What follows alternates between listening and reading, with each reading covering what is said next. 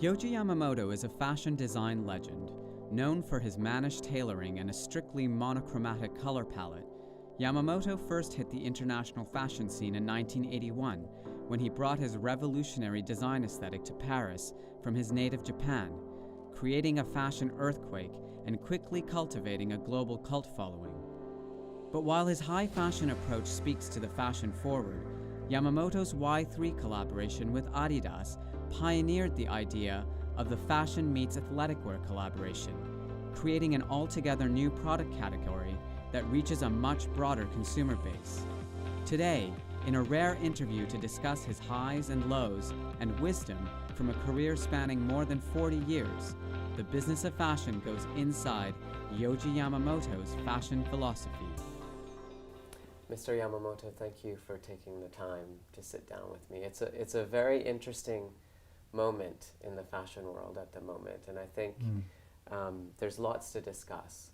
But I wanted to start a little bit earlier in your career, actually, and learn a little bit about your decision or the idea of becoming a designer. You know, how did you first become a fashion designer, and why was this the kind of métier that you chose? I was born as the only son of a war widow. Okay. And then about when I became 5-6 years old, my mother gave up that her husband don't come back. Okay. So she did a funeral party with all the family, and I didn't understand what was going on, because I don't have any memory about my father, because he went to the war when I was a baby, 1 year and 3 months. So I have no memory about my father. So in me, he doesn't exist. But my mother is doing some ceremony, and I started, what is this? Yeah. And afterwards, she started decide not to get married again. She decided to study cutting and sewing. And after she graduated from school, she started work hardly, just educating me, just eating together. She worked like terribly, and that made me looking the society through my mother. Very hard-working mother. So I disguised to be a good boy for hard-working mother until I passed the exam of a very famous university. I have been a very good boy. Okay. After entering university, I talked to myself, maybe it's enough. And then I started to feel like a very strange feeling. I don't want to be nothing. I want to make myself stay in moratorium condition. I didn't want to be nothing, because from childhood I noticed life is unfair. Yeah. So I have been angry for many things around me, even for society, even for country. I've been angry. So I didn't want to hit the reality after graduating the university. So I told to my mother after graduation, can I help your shop? And she was still a dressmaker. She started as a dressmaker in the normal cheap house, and gradually she became successful, and she opened the shop. Okay. So she had a dressmaking shop in Kabukicho, is an amusement town of Shinjuku, very famous place for amusement. When I asked her that I don't want to be nothing, so I want to help you, she didn't talk to me 2 weeks. But finally, I showed her real myself. Then she said, finally, at least we have 4 or 5 sewing assistants. So for them, you have to study at least cutting. So you have to go to dressmaking school. Then I said, yeah, got it. I can continue to be a student. Yeah. And then I went to Bunka dressmaking school, a very famous school, moratorium. Yeah. What was it like at Bunka? Because it's such a famous school, as you say. Yes, yes. And I think compared to some of the fashion schools or design schools in the West, the approach for teaching is really different. At that moment, I went to Bunka. But the Bunka dressmaking school was a sort of young girls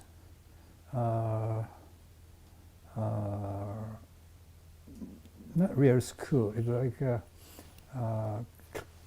classes for getting married, preparation for getting married,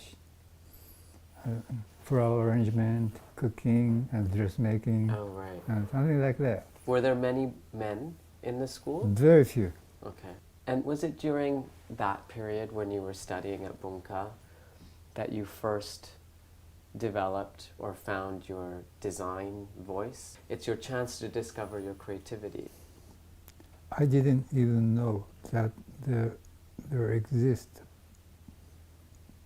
sort of business called fashion designer. Yeah. I didn't know that. Yeah.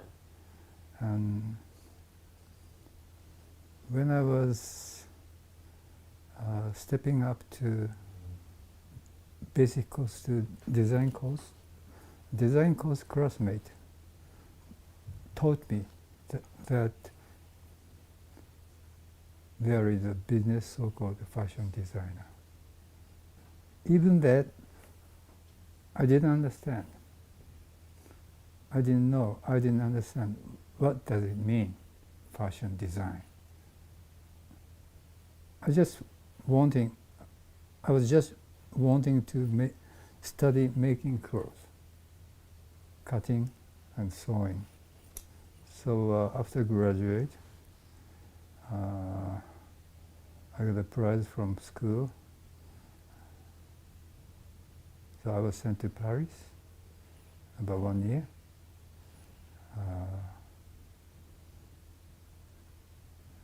Living in Paris without doing nothing, I became like a very, very hopeless boy. Hopeless in what sense? Because when I studied fashion, it was a moment of the last haute couture people, Pierre Cardin, Monsieur André Courrèges, just Monsieur Yves Saint Laurent. He started ready to wear. So I just studied haute couture, not ready to wear. After graduating school, I was sent to Paris, and I found haute couture time is going to finish, and the new movement of ready-to-wear has started. Yeah. So when I was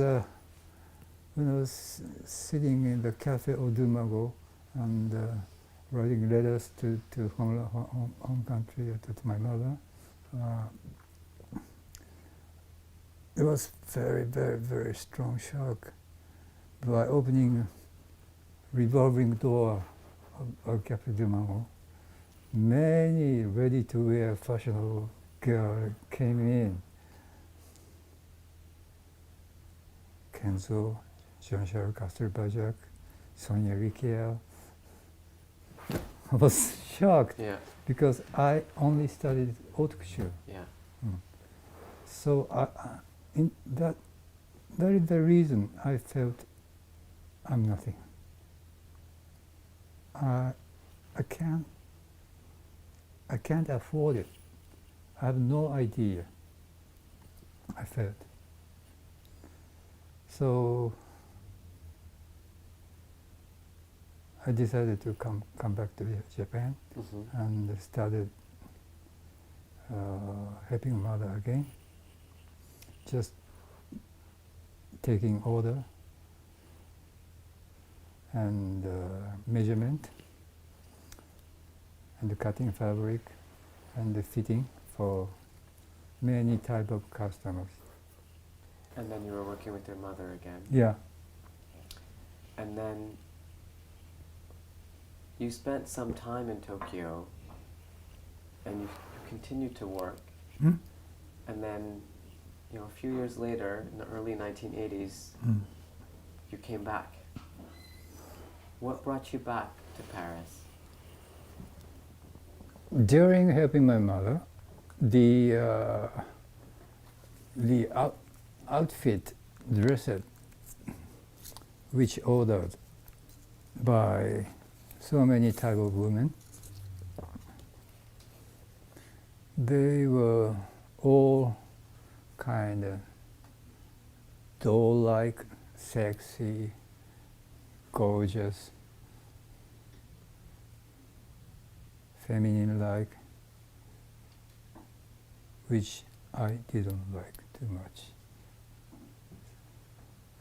So during fitting on the customer's body and kneeling down on the customer's body and fixing the length up, I was thinking, oh, I won't make something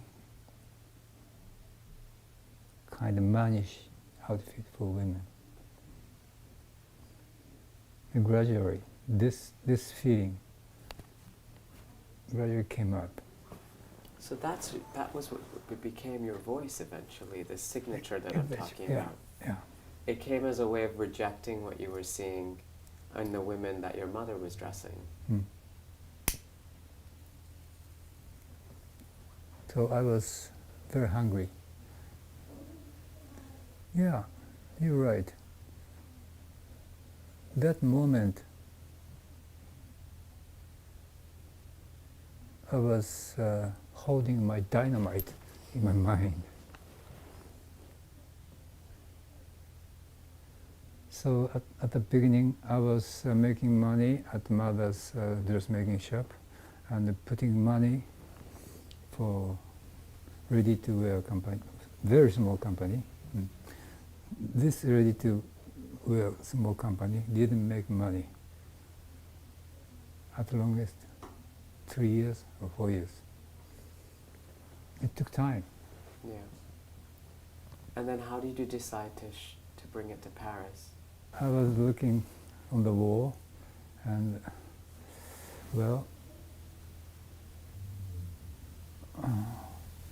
I've done enough in Japan. Maybe in Paris there are some very few number of people can find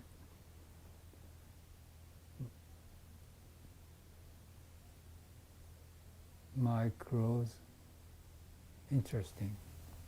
Might be. Mm-hmm. So I wanted to open a small shop in Paris. So this was 1980 or 1981. Mm-hmm. I came to open the shop. But exactly same day of my opening shop, Mrs. Reika Wakubo, communication, Mm-hmm. she made a show in some hotel. I didn't know that she comes. We have been friends, very close. So 1 year ago, I talked to her, Rei-san, let's go to Paris because we are free selling in Japan. Why don't you go to Paris with me? And she told me, no, my company cannot make it. It's impossible. She said, I don't go. You can go first. So, okay, then I will go first. Okay? But finally, very coincidentally, two Japanese designers made a shop opening show. She made only show in hotel. Anyway, two designers from Japan made a show. And what was the reaction? Because at the time in Paris, the contemporary fashion was very different from what you and Mrs. Kawakubo. Mr. Terry Miguel, Mr. Claude Montana, Yeah. they looked like kings. Right. So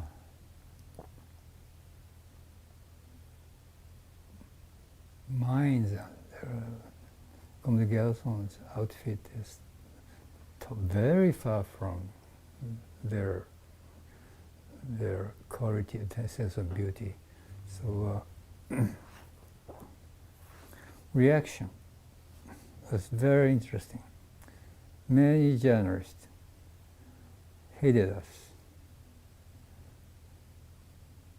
but buyers are always looking for something new.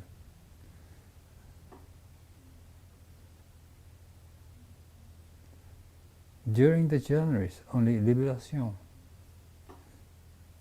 wrote excellent article for us. Only Libération. The others, they said, oh no, go away, go back. But buyers, they came to the office. Finally, they broke the elevator because of... They broke the elevator? Yeah. Because there were so many of them? Yeah. I didn't understand what was going on, what was happening. And was there something, distinctly Japanese about what you and Ms. Kawakubo brought to Paris? Was there something similar, or something that tied it together? Or was it just kind of a happy accident? Kind of similar. Kind of similar.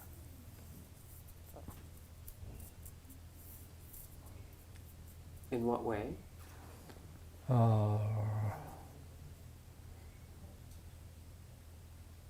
Asymmetrical. And then using many blacks, monotone. And then some of them are broken, burnt, washed.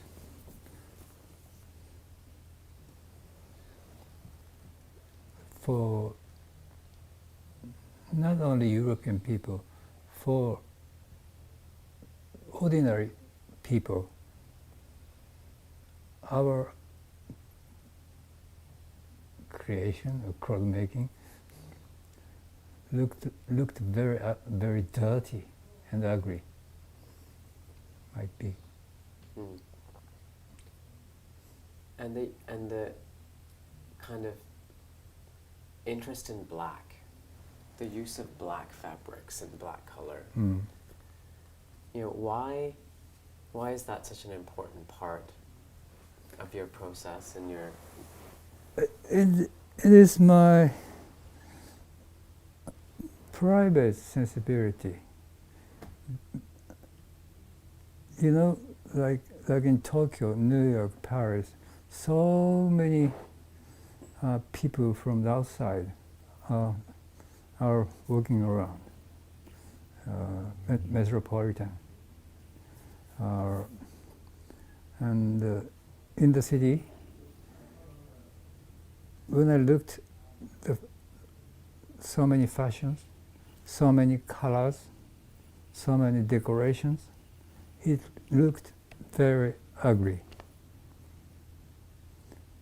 I felt at least myself should not make people's eyes disturbed by using horrible color. So I stay in monotone. So I started keep wearing black or navy blue, not to disturb people. Right. This is very, very starting. Mm. And then when I started making clothes, I didn't use mostly sentimental colors. I didn't need colors sentiment. I just wanted to show people cut or wash or broken or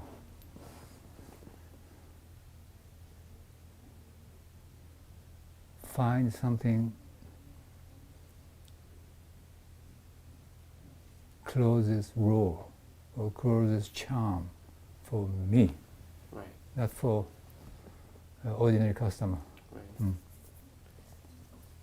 The other thing I wanted to spend some time on is thinking about fashion as a business. I mean, you said earlier that your colleagues or friends that you met at Bunka, some of them were the ones who told you about the world as fashion design as a business. And clearly taking a very creative point of view, a very refined and specific type of creativity, and making it work as a business is probably one of the biggest challenges that creative people face.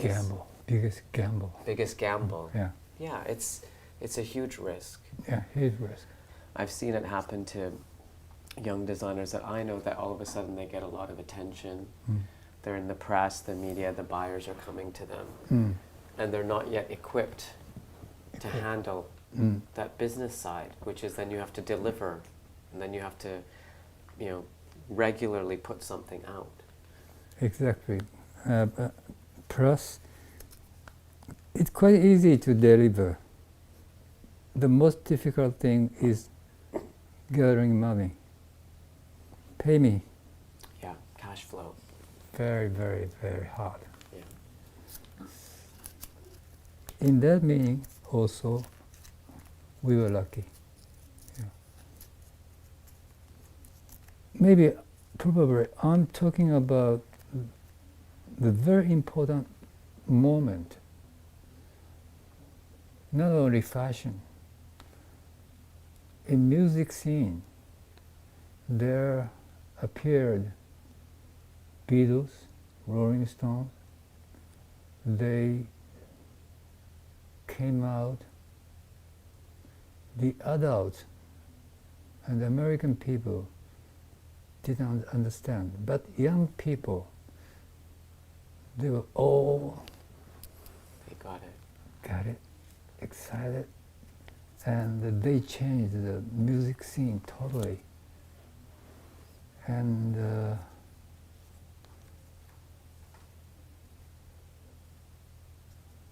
as a result, we did same thing. Yeah. A few years ago, in October of 2009, you faced some big business difficulties. Oh yeah. And you know, this is probably a very difficult moment for you because you learned that you had built this very high-profile business, but there were some challenges with the business. How have things changed for you since then? You found an investor to kind of help run and manage the business side, and now you're free? Oh yeah. One guy came to my company. He wanted to management of my company, and he looked very, very attractive, charming guy. So I decided let him decide business, and he decided to make everything bigger, and then craft. At that moment, I felt, very frankly, I did enough. So I don't want to have chapter 11. I wanted to finish my career. But my daughter, she shouted, "Don't finish now. We start again." My daughter made it. So your daughter kept you going. She's Yeah. the one who convinced you. Yeah. I told her, Mimi, don't do that. I did enough. I feel even tired. So don't do that. But no, Father, let me do that. So finally I accepted chapter 11. Because I had to think about my company, people's life, so many staff, assistant, many people, and weaving company, dyeing company, people. It wasn't just about you. Yeah, when I started think about them, oh, I had to start it again. It was a very hard moment. But as far as I made up my mind to do it again, I feel like I became double strong. Yeah.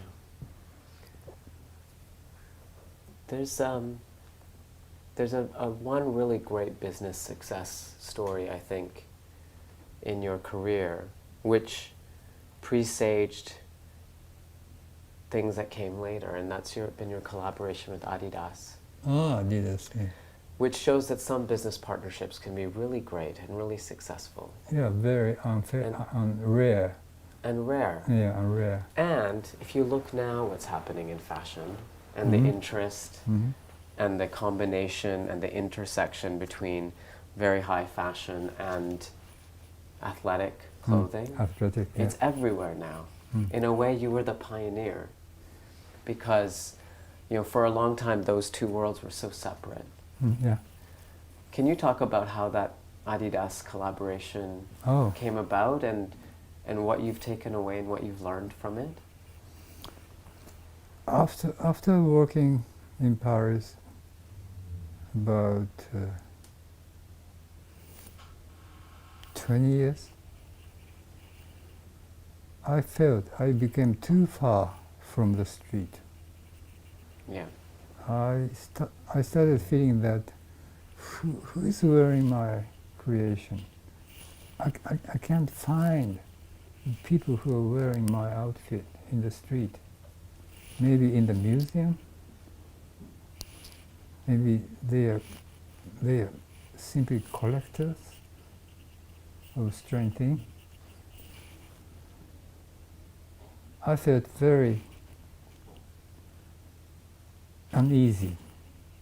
I felt I came too far from the street. And then I got surprised that from United States, the sneaker culture started. Many businessmen in the morning, they go to the company wearing suit and sneaker. And some of the sneaker looked like ugly, like monster. But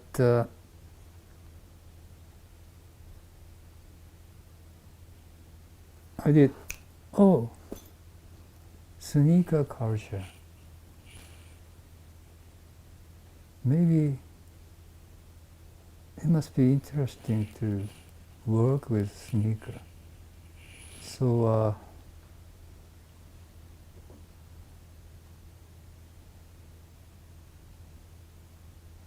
from my side, directly make a phone call to Adidas company. Aren't you interested in collaborate with me? Then directly, quickly, must be interesting. The answer came back. So we started it 12 years ago. The title of the brand was Sport Gorgeous.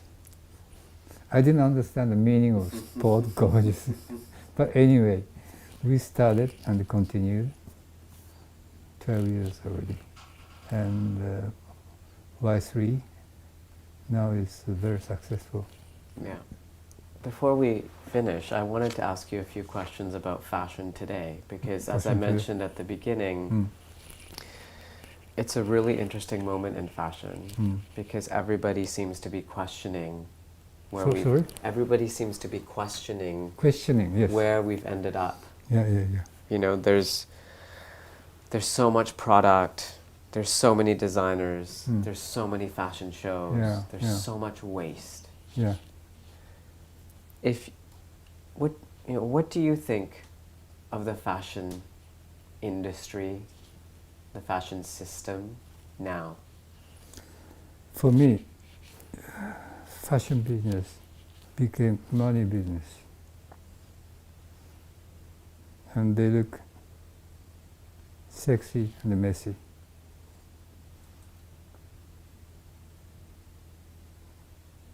And I felt I have been losing my competitor year by year. In Japan, you mean? In the world. In the world.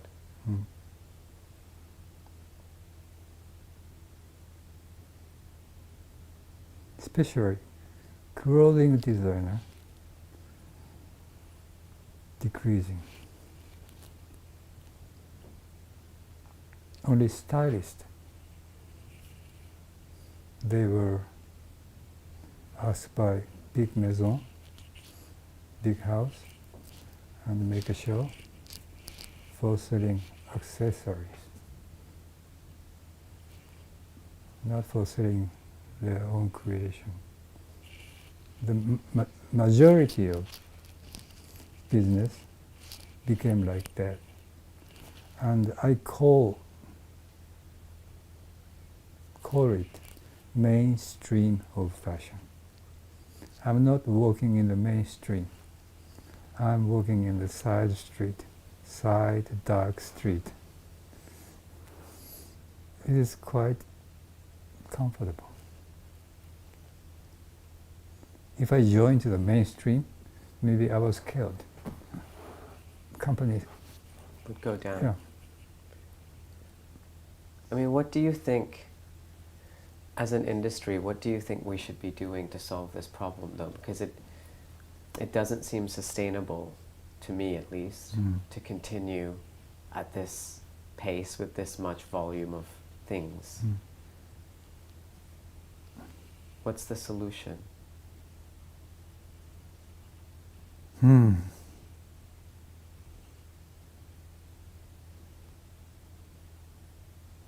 don't know. I don't know.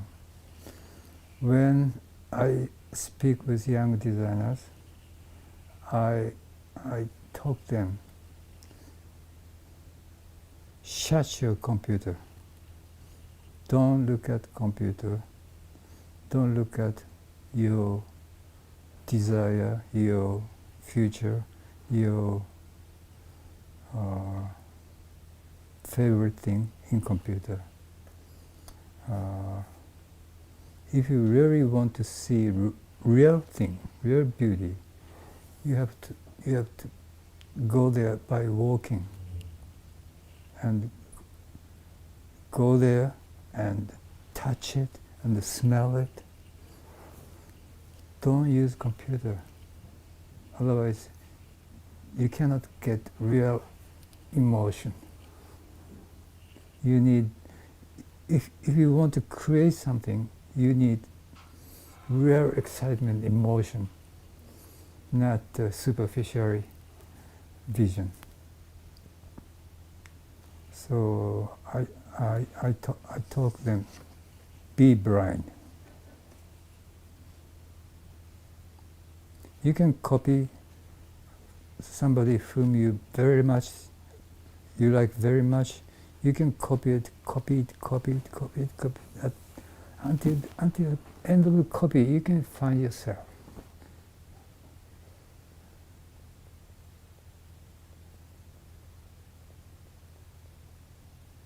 Don't look too wide. If you look the scene too wide, you lose yourself. You'll be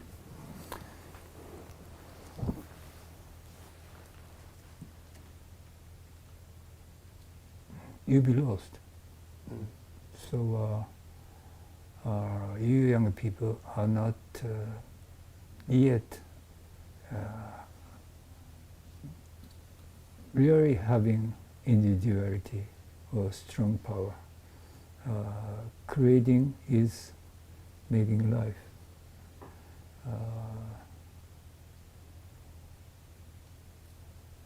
So if you want to create something, keep resisting to the mediocrity, ordinary thing, against.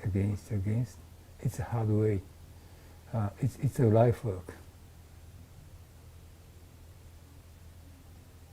Are you ready to sacrifice yourself to create something? I'm asking them. Thank you, Mr. Yamamoto. Okay. Very nice to chat with you. It's good advice. That's good? Yeah. Thank you. Thank you.